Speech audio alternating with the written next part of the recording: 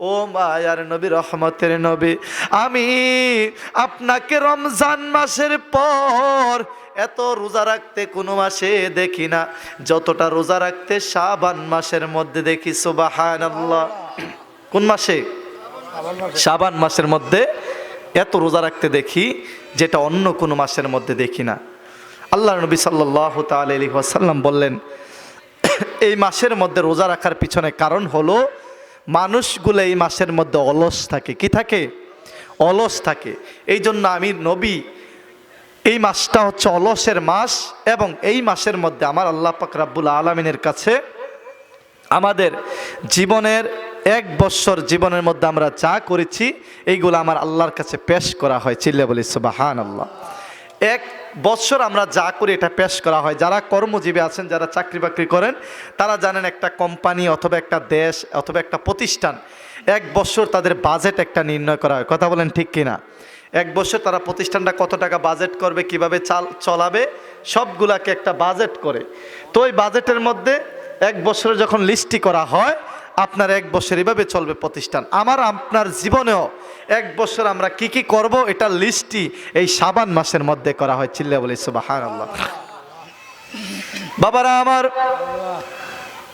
সাহাবী যখন বললেন, ইয়া রাসূলুল্লাহ, নবী গো, আমি আপনারে রমজানের পরে তো বেশি রোজা রাখতে কোনো মাসে দেখি না যতটা রোজা রাখতে শাবান মাসে দেখি।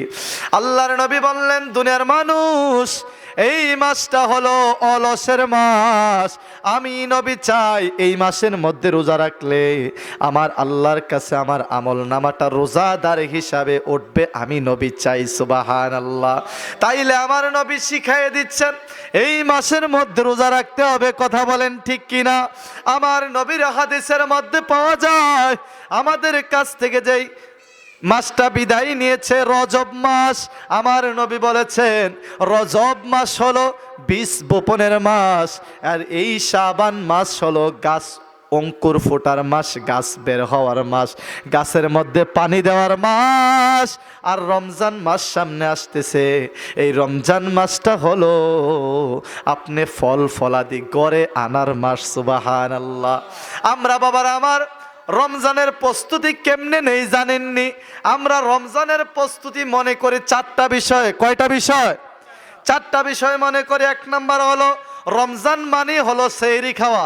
কি খাওয়া? সেহরি খাওয়া। 2 নাম্বার যেটা মনে করি ওইটা হলো রমজান মানে হলো রোজা রাখা, রমজান মানে হলো ইফতারি করা, রমজান মানে হলো তারাবি পড়া। এই 4টা বিষয়ের মধ্যে আমরা সীমাবদ্ধ করি। না না না, আমরা এখন থেকে গুছিয়ে ফেলবো। এখন আপনি আমি এগুলা গুছিয়ে নেব। আমরা এই রমজানকে কিভাবে সুন্দরভাবে পরিচালনা করতে পারি বাবা।